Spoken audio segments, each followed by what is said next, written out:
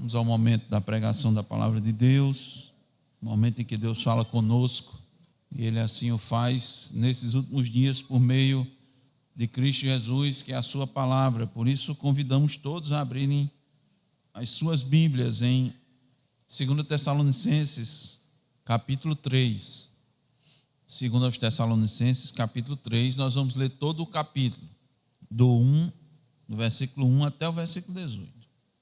Diz a suficiente palavra de Deus: Finalmente, irmãos, orai por nós, para que a palavra do Senhor se propague e seja glorificada, como também está acontecendo entre vós. E para que sejamos livres dos homens perversos e maus, porque a fé não é de todos. Todavia, o Senhor é fiel. Ele vos confirmará e guardará do maligno. Nós também temos confiança em vós, no Senhor, de que não só estáis praticando as coisas que vos ordenamos, como também continuareis a fazê-las. Ora, o Senhor conduz o vosso coração ao amor de Deus e à constância de Cristo. Nós vos ordenamos, irmãos, em nome do Senhor Jesus Cristo, que vos aparteis de todo irmão que ande desordenadamente e não segundo a tradição que de nós recebestes. Pois vós mesmos estáis cientes do modo porque vos convém imitar-nos, visto que nunca nos portamos desordenadamente entre vós, nem jamais comemos pão à custa de outrem. Pelo contrário, em labor e fadiga, de dia e de noite, trabalhamos, a fim de não sermos pesados a nenhum de vós. Não porque não tivéssemos esse direito, mas por termos em vista oferecer-vos exemplo em nós mesmos para nos imitardes. Porque quando ainda convosco vos ordenamos isto, se alguém não quer trabalhar, também não coma. Pois de fato estamos informados de que entre vós há pessoas que andam desordenadamente, não trabalhando. Antes se intrometem na vida alheia. A elas, porém, determinamos e exortamos no Senhor Jesus Cristo que, trabalhando tranquilamente, comam o seu próprio pão. E vós, irmãos, não vos canseis de fazer o bem. Caso alguém não preste obediência à nossa palavra dada por esta epístola, notai-o. Nem vos associeis com ele, para que fique envergonhado. Todavia não o considereis por inimigo, mas adverti-o como irmão. Ora, o Senhor da paz, Ele mesmo, vos dê continuamente a paz em todas as circunstâncias. O Senhor seja com todos vós. A saudação é de próprio punho, Paulo. Este é o sinal em cada epístola. Assim é que eu assino. A graça de nosso Senhor Jesus Cristo seja com todos vós. Amém. Oremos, irmãos. Ó Senhor, Deus bendito, eis um momento, ó Deus, que no culto público tu falas com a tua igreja, com o teu povo. Eis aqui, Senhor, os teus filhos, pela graça aqui postos, pela tua providência colocados, ó Deus, aqui na casa de oração, aguardando, Senhor, de ti, a tua instrução, porque, ó Deus, nossa alma, nosso espírito, que são um só, almeja, Senhor, esse alimento. Não temos como receber, ó Deus, não há como preencher, não há como matar essa sede, não há como, ó Deus, saciar essa fome, que não por meio da tua palavra, Senhor, e a tua palavra fiel sendo exposta, explicada, Senhor, aplicada às nossas vidas. Teu povo almeja, Senhor, anseia, deseja por isso, e ó Deus, te rogamos que assim o Senhor faça, ó Deus, e nos use com esse propósito. É um vaso de barro, ó Deus, que está na tua total dependência, e roga que o teu Espírito assim haja, para que possamos bem dizer o teu nome, Senhor, com a verdade e com aquilo que tu desejas, ó Deus, transmitir para o teu povo.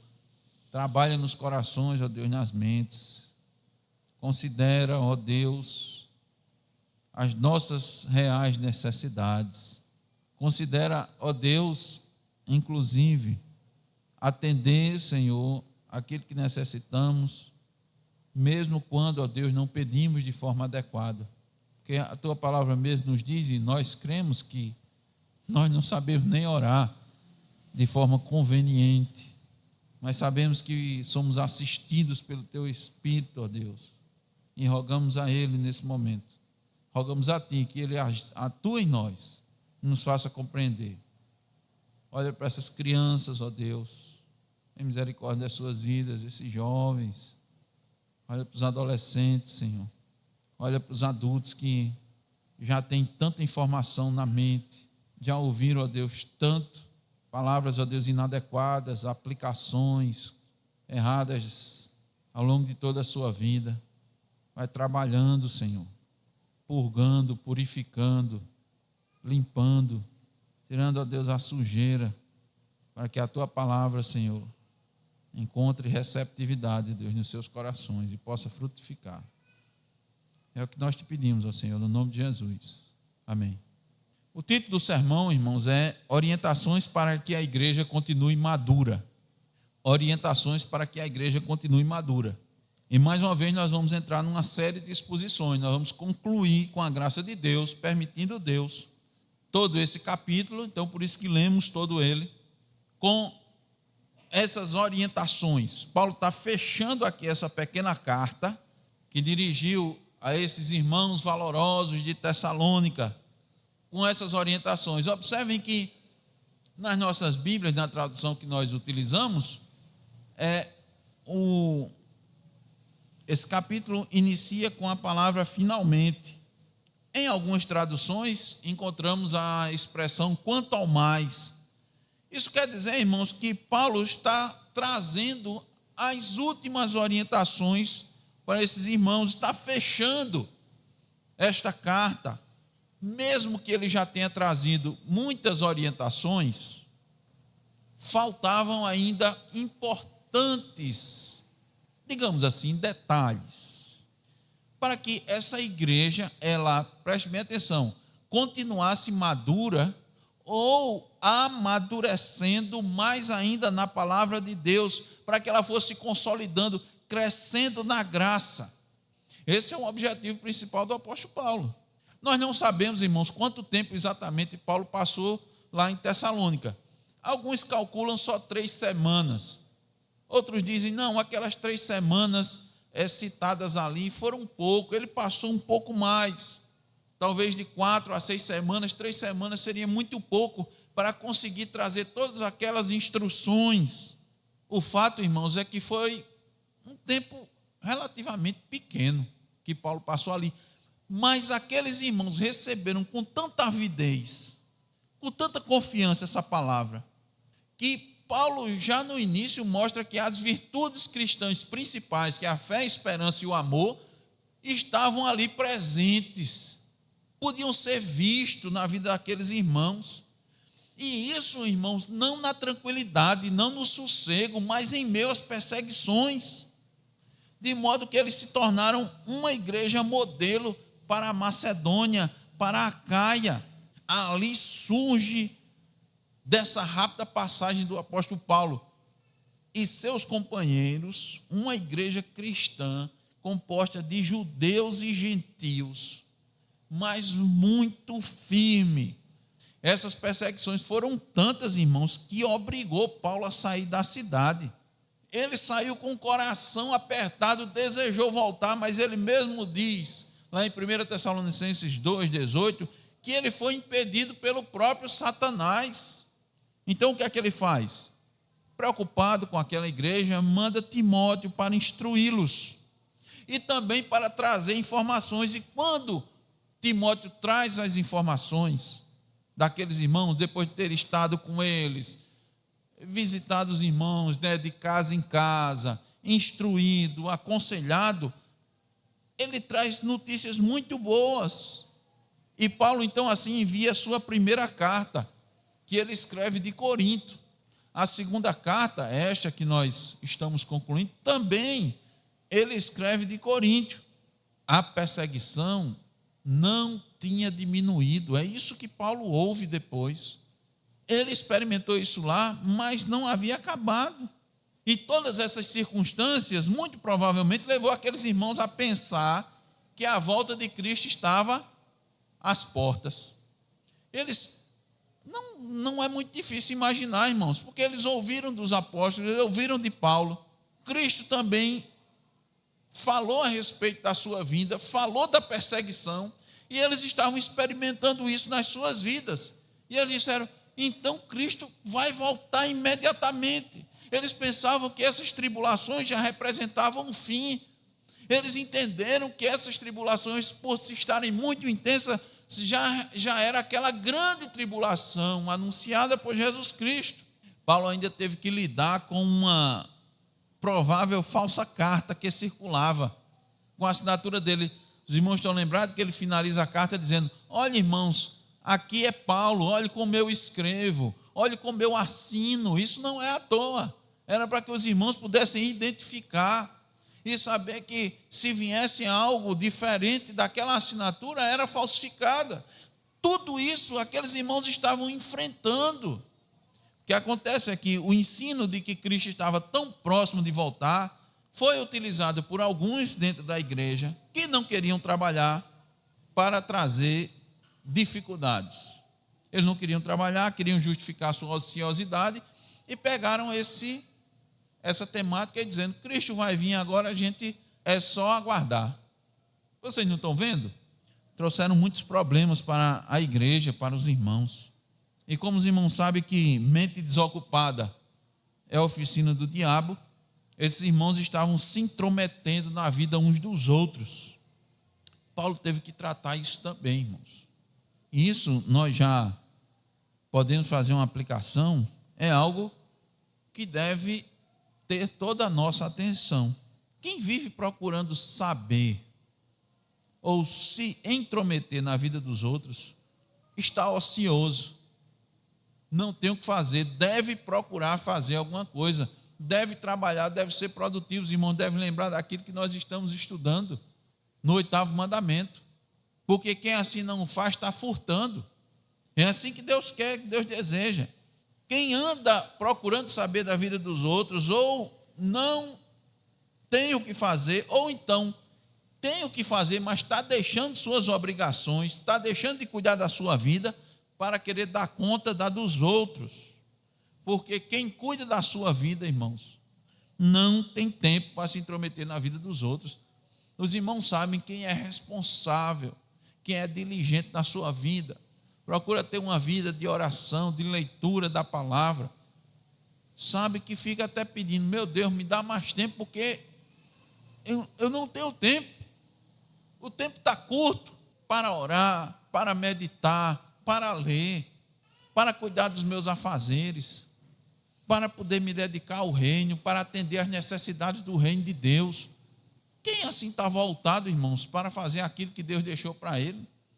Não tem tempo não. Quem está preocupado com a sua vida, respeita o limite dos outros. A questão é que nem todos obedeceram às exortações de Paulo. E novamente quero trazer mais um alerta. Olha, escutem bem, irmãos. Quando Deus usa alguém para trazer uma mensagem à igreja, e alguns ignoram essa mensagem, há o prenúncio de grandes prejuízos à vista. Eu vou repetir. Quando Deus está trazendo, está falando à igreja, está tocando um determinado assunto, e há aqueles que ignoram, que deixam para lá, ou até em rebeldia fazem o contrário, grandes prejuízos estão à vista. Caso não haja alguém na igreja que, ao perceber, tome providências, o problema vai se instalar e a igreja vai sofrer bastante. Por isso que o apóstolo Paulo continua nessa segunda carta, tratando do significado da vinda de Cristo, do propósito da vinda de Cristo, orientando os irmãos, como nós vimos no capítulo 2, mostrando que Cristo não vai vir antes de alguns sinais, antes que alguns sinais apareçam. Cristo, disse o apóstolo Paulo, não vem antes de uma grande apostasia, da vinda do anticristo, com a eficácia do engano de Satanás e de seus inúmeros seguidores. E aí Paulo, aí fechando essa carta, vem trazer esses importantes detalhes que não poderia deixar de tratar. Por essa razão, nós demos ao sermão, ou à série desses sermões, o título Orientações para que a igreja continue madura. Que orientações Paulo deu? esta igreja, para que ela se mantivesse firme até a segunda vinda de Cristo? É uma série, irmãos, vou trazer. Nós queremos dissecar todos esses versículos, porque consideramos de extrema importância atentarmos para cada uma dessas orientações, para cada detalhe que Paulo levantou, que não serve apenas para a igreja de Tessalônica. Toda a igreja verdadeira precisa atentar para isso. Primeira orientação é: tenham ciência, irmãos, que a igreja vai estar sempre em guerra. Aqueles irmãos estavam passando por tribulações. Paulo queria deixar claro: olhe, saibam, vocês sempre vão estar guerreando. Isso nunca vai acabar até a vinda de Cristo. É evidente que em alguns momentos se intensifica, outros fica mais tranquilo. Mas nós sabemos e temos visto, irmãos, que em qualquer um desses momentos, quer a tribulação esteja intensificada, quer Deus dê alívio, o alerta permanece, porque no alívio também nós temos a tendência de nos desarmarmos, baixarmos a guarda, baixar o escudo, tirar o capacete. Está muito quente, o tempo está muito quente, não está? Está quente aqui a cabeça, vou tirar um pouquinho o capacete. Ah, meus pés estão doloridos. O que é que a gente faz quando está dolorido? Vou tirar as sandálias. Isso, irmão, no que diz respeito à armadura de Deus, é um perigo muito grande. É um representado, essa couraça está apertando, né? Estou suando aqui. Às vezes, se eu olhar direitinho, eu estou até com um pouco de dificuldade de respirar, vou tirar a couraça. É isso que Satanás quer, irmãos. Ele vai atacar nessas áreas. Então o apóstolo Paulo diz primeiro: tenham ciência que você sempre vai estar em guerra. Versículos 1 e 2. Finalmente, irmãos, orai por nós, para que a palavra do Senhor se propague e seja glorificada, como também está acontecendo entre vós. Lembre, Paulo está lá agora em Corinto, né? Aí versículo 2: e para que sejamos livres dos homens perversos e maus, porque a fé não é de todos. Toda a igreja verdadeira, não apenas para que ela se torne madura, mas para que se mantenha uma igreja amadurecida, precisa entender que ela está constantemente em guerra. Deus sempre convocou seu exército para estar atento e pronto, porque a vida cristã é como uma carreira que tem muitos obstáculos e ela precisa ser vencida. A vida cristã é como um campo de batalha, não é um passeio aqui nos cânions do São Francisco. Possivelmente alguns dos irmãos já fizeram esse passeio, ouviram como é aquela beleza natural, né? Paredes de um lado para o outro e você contemplando a imensidade do rio, a sua profundidade. Em alguns lugares ele fica escuro porque está tão profundo. Águas limpas, cristalinas, você toma um banho refrescante. A vida cristã não é esse passeio, não é você se sentar à beira desse rio e ficar numa rede, desfrutando, se refrescando nesse calor intenso do verão. Não. Por mais que a vitória do crente seja garantida, ela só vem por meio de luta, e a luta é pesada, porque ser cristão não é fácil. A salvação é pela graça, por meio da fé. Você recebe. Você não tem condições de lutar, conquistar, você não tem condições.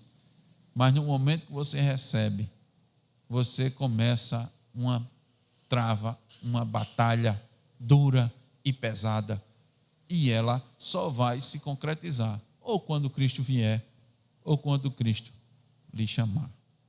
Cristo nunca prometeu uma vida fácil. Nunca, ninguém, nenhum cristão. Ele prometeu estar conosco todos os dias até a consumação dos séculos. Mateus 28, 20. Ele prometeu o auxílio, a força e o poder do Espírito Santo. Está lá em Efésios 3,16, 2 Timóteo 1,7. Ele prometeu àqueles que perseverarem ao vencedor sentar-se com ele no trono e governar, Apocalipse 3:21, como já está acontecendo. Nós estamos já sentados e julgando o mundo, nós aprendemos isso. Por meio da palavra nós estamos julgando. Ele prometeu ao vencedor se alimentar da árvore da vida, que se encontra no paraíso de Deus, Apocalipse 2:7. Essa é a promessa, mas não uma vida de facilidade, uma vida de luta. E nessa luta, ou você usa a armadura de Deus, ou você fica vulnerável aos ataques do inimigo. E o que está em jogo não é só a sua vida, não. Muitos consideram a sua vida valiosa, não. Mais valiosa do que a sua vida é a sua alma, é a eternidade. E nessa luta, nessa batalha, só tem dois lados. Não há possibilidade de você ficar em paz com os dois combatentes. Não é possível servir a dois senhores. E a igreja, irmãos, está sempre em guerra e precisa ficar atenta por um detalhe muito importante.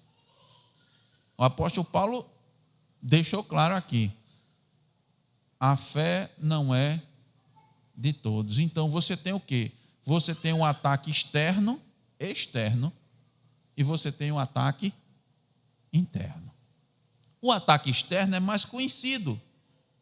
Vem do principal inimigo das nossas almas, o maligno. Paulo disse aí no versículo 3: todavia o Senhor é fiel e ele vos confirmará e guardará do maligno. Esse é o chefe superior que coordena os ataques aos filhos de Deus. Aquele que é desde o princípio homicida e nunca se firmou na verdade. Ele é quem quer ser adorado, ele é quem se opõe a Deus. Por isso que tudo que vem de Satanás você deve desconfiar, porque vem contrário à vontade de Deus. Tudo. Quando você ouvir de uma proposta que não é de acordo com a vontade de Deus, não é de acordo com a palavra de Deus, quem está por trás disso é Satanás. Ele está aprovando, ele está dando o selo, ele está assinando ali. Ele é o acusador, por isso se chama diabo. Diabo significa acusador. Ele tem todo o prazer de acusar os filhos de Deus, em ficar lançando seus dados inflamados, suas setas. Ele tem, irmãos, prazer em atacar as fraquezas dos cristãos. Ele se chama antiga serpente porque é venenoso, enganador, astuto, esperto, sagaz. Ele se chama dragão porque é devorador. Ele é ladrão, assassino e mentiroso. Ele usa armas, estratégias e seus agentes para atacar a igreja. E o ataque externo vem por meio desses agentes. A esses Paulo chama de homens perversos e maus. Está aqui no versículo 2. Satanás, irmão, não tem apenas o homem da iniquidade a seu serviço, ele tem opositores hostis e declarados do evangelho, que perseguem os pregadores, tentam desacreditar a pregação, perseguem os crentes, lhes infligem sofrimento, dor, para que eles desistam da batalha, para que eles cansem. Ele não tem a menor compaixão pelas ovelhas. A Bíblia chama isso de lobos devoradores. Então Paulo dizendo, tem um ataque externo, mas tem um ataque interno também. É importante a igreja ter ciência que está sempre em guerra, porque ela também recebe os ataques de dentro. Então você tem que estar em prontidão o tempo todo. A igreja é alvo do, abre aspas, fogo amigo, fecha aspas. Nós cantamos o Salmo 55. Eu vou ler para os irmãos, cantamos agora no retiro o Salmo 55. No versículo 12 ele diz assim, com efeito, preste bem atenção, não é inimigo que me afronta. Se o fosse, eu o suportaria. Nem é o que me odeia que se exalta contra mim, pois dele eu me esconderia. Mas é tu, homem meu igual, meu companheiro e meu íntimo amigo. Juntos andávamos, juntos nos entretínhamos e íamos com a multidão à casa de Deus. Preste bem atenção, irmãos. O salmista está deixando claro aqui os ataques internos. Pessoas que subiam para adorar em Jerusalém? Aqueles que estavam conosco, que estão conosco, que fazem parte da igreja, mas não agem conforme a palavra. Aqueles que fazem os outros tropeçar, que insistem em pecados, rebeldes a Deus, rebeldes às autoridades. Aqui em Tessalônica, Paulo está trazendo exemplos dos que vivem de modo desordenado. Olha os versículos 6 e 11. Crentes ociosos que se aproveitaram do ensino errado da segunda vinda de Cristo para viver às custas dos demais. Crentes errados que nos dias de hoje pegam determinados ensinamentos para levar os outros a pecar, para tirar da linha da interpretação correta, doutrinária, para levá-los para outro caminho, porque eles se tornavam um perigo, porque estavam agindo com rebeldia. Paulo disse, não dava ouvidos às exortações. Na primeira carta, Paulo os mandou, ele já advertiu. Em 1 Tessalonicenses 4,11, Paulo mandou eles cuidar do que era deles e trabalhar com as próprias mãos. E ainda aconselhou os líderes da igreja a admoestarem esses insubmissos.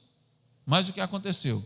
Eles continuaram no erro. Por isso, irmãos, aqui rapidamente, olhe, tenha cuidado, viu? Tenha cuidado. Não seja bonzinho com quem está com um pensamento errado e desencaminhando. Não é com um pensamento errado e flertando com o erro. Cuidado com essa bondade toda.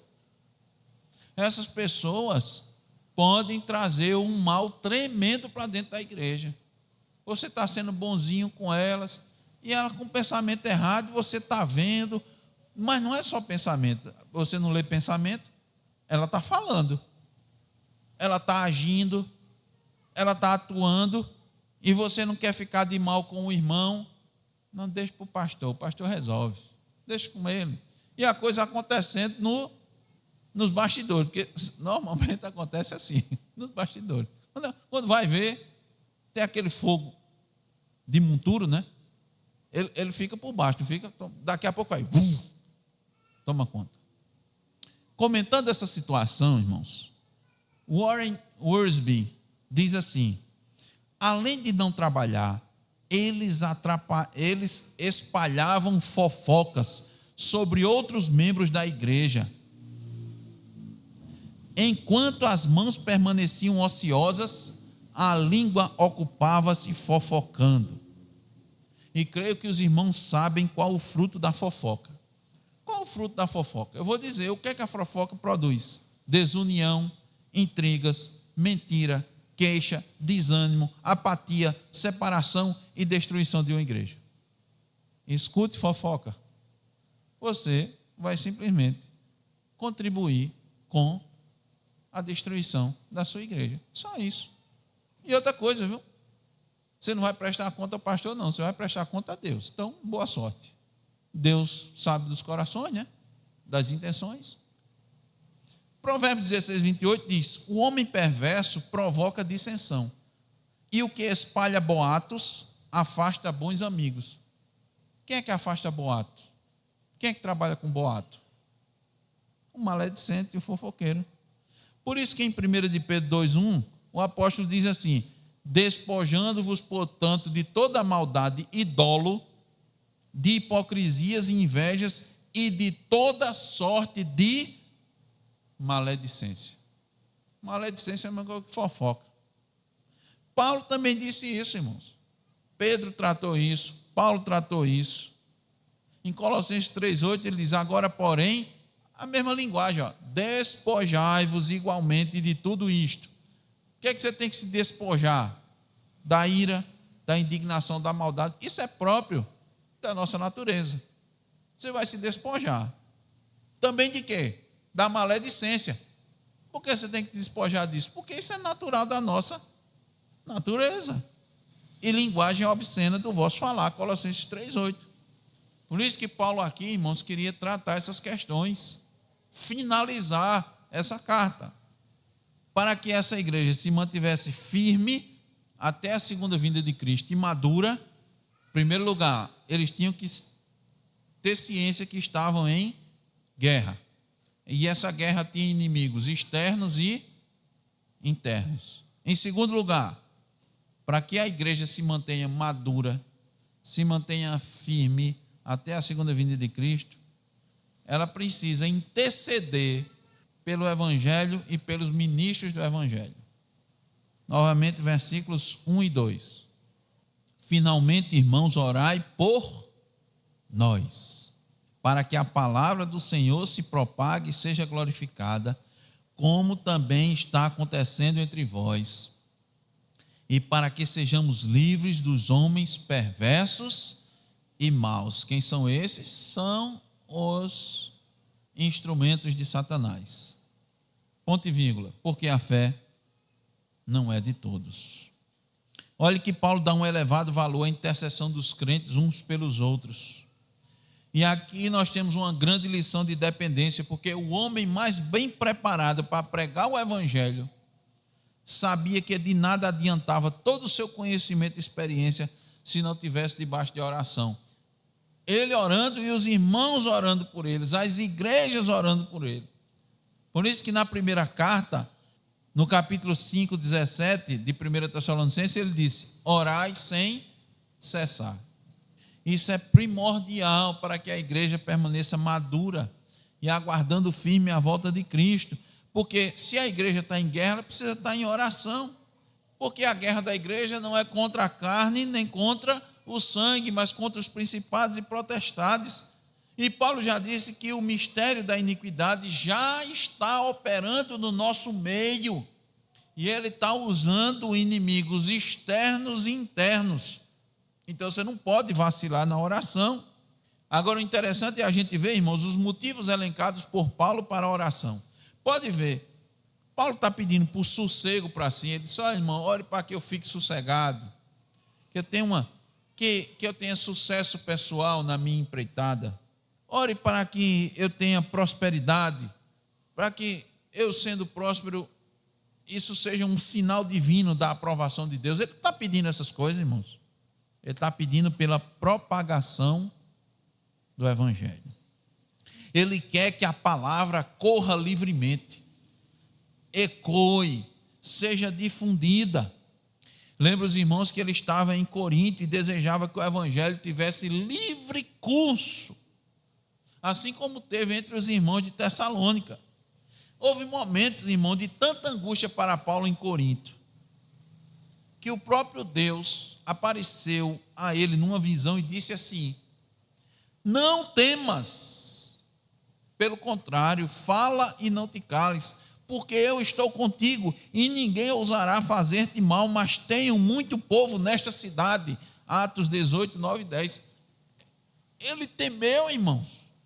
Ele estava angustiado. Ele estava vendo a oposição, por isso que ele está pedindo aos irmãos que orem pelo ministério da palavra. Porque, irmãos, são muitos os opositores do Evangelho. Olha, não esqueça disso não. São muitas as lutas dos mensageiros do Evangelho.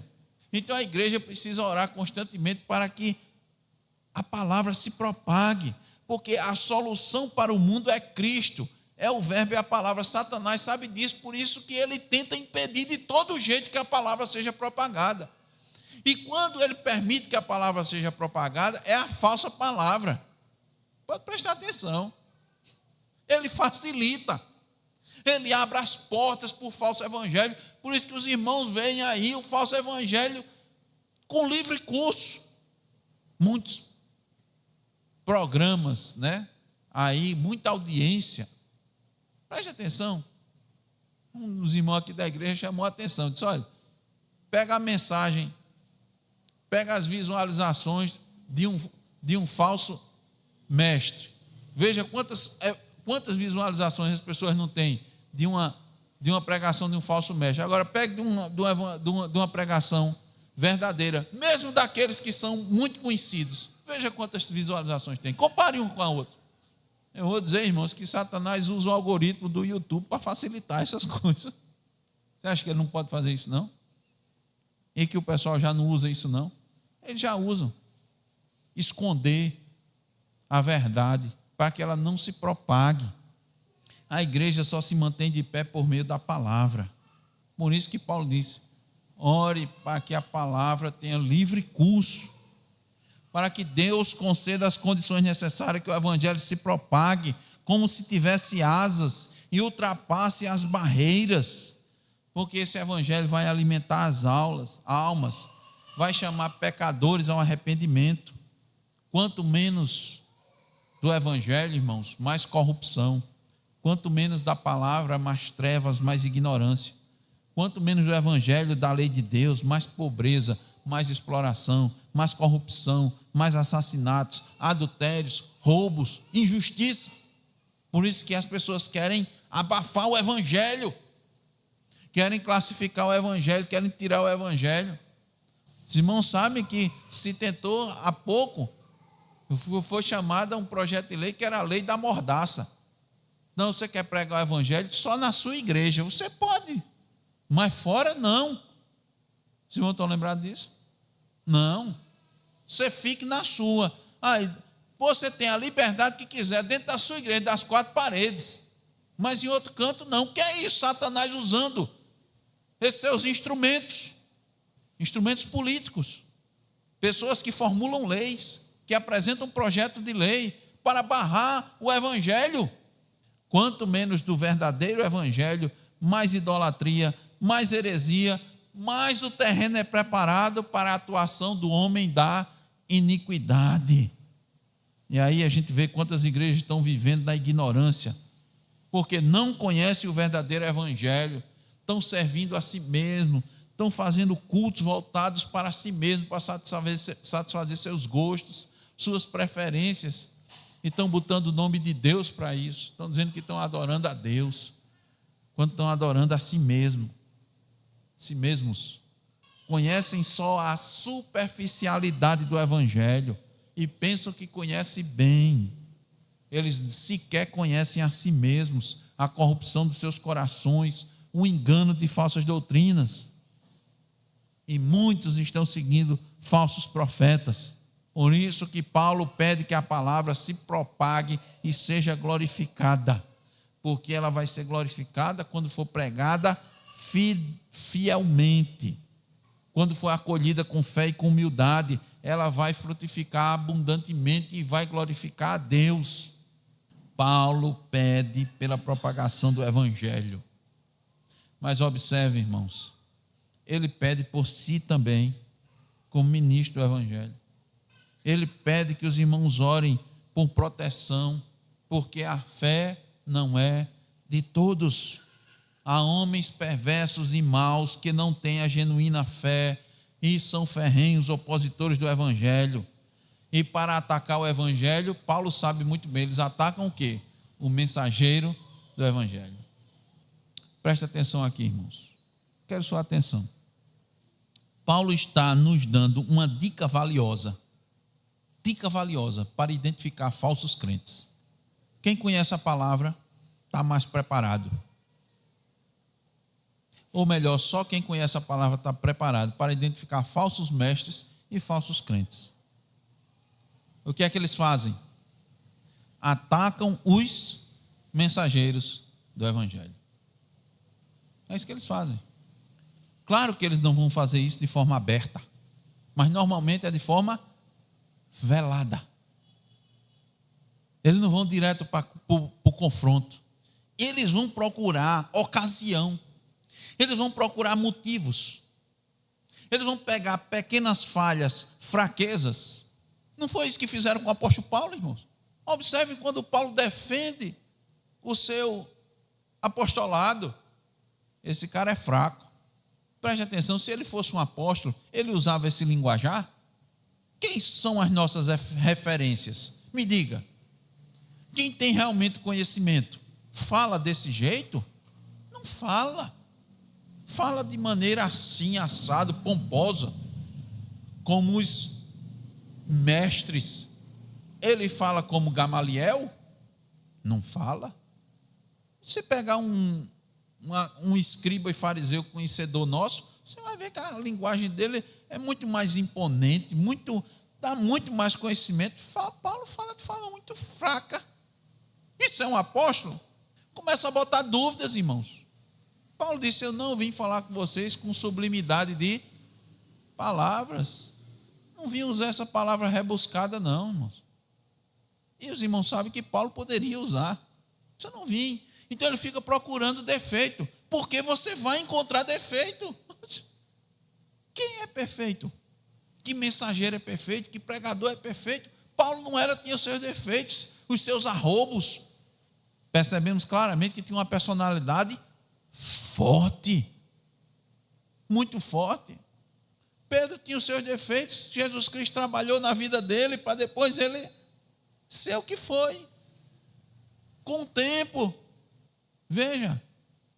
Certamente qualquer um de nós iria reprovar Pedro logo depois que ele negou Jesus 3 vezes. Você não reprovaria ou não, como apóstolo? Fala a verdade, consigo mesmo. Não precisa me responder, não. Esse aí, oxe, deixa, passa. O que é que Cristo fez com ele? Pedro, tu me amas? Apacenta as minhas ovelhas. Tiago tinha defeito. Paulo tinha defeito. Pedro tinha defeito. Barnabé. Todos. Tiago. Timóteo. Tito. Quando você vê alguém pegando essas coisas com o objetivo de tirar o mensageiro do púlpito, oh, meu irmão, isso não é mais sinal amarelo, não. Isso é um vermelho. Por quê? Porque ele quer tirar aquele pregador verdadeiro para o caminho ficar mais fácil para quê? Para a heresia, para a apostasia. Está aí uma ótima dica que o apóstolo Paulo está dando. Porque foi o que fizeram com ele. Em todos os lugares, o inimigo da igreja tem seus seguidores prontos para fazerem o mal. Não tem como a gente saber de primeira, não é? Você não lê pensamento, mas Paulo está dizendo antes, você está em guerra, né? Primeiro lugar, sabe?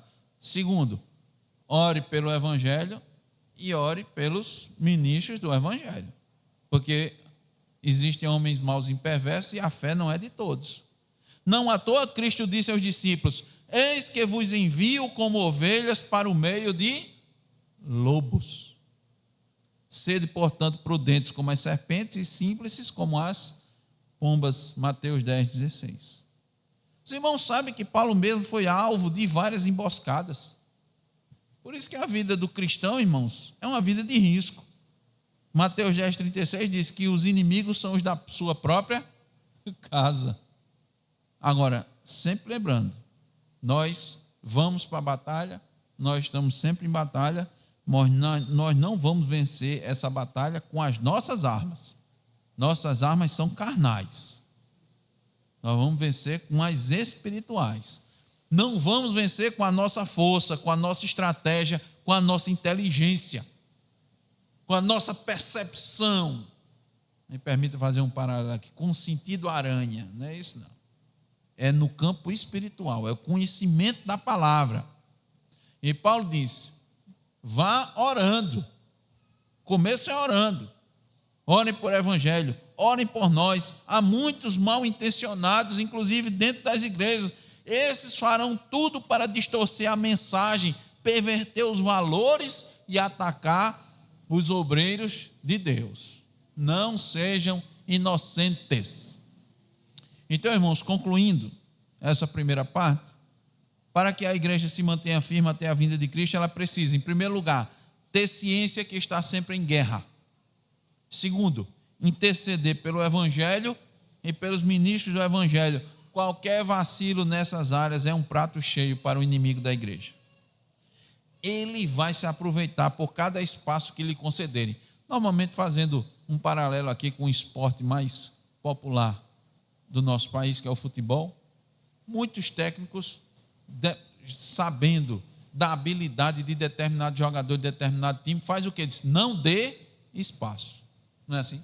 Se você der espaço para ele, sufoque. Algumas técnicas de defesa é sufoque, avance. Eles avançam assim a defesa para a pessoa não chegar no seu campo e ter oportunidade. vá sufocando, não deixa ele chegar perto, não.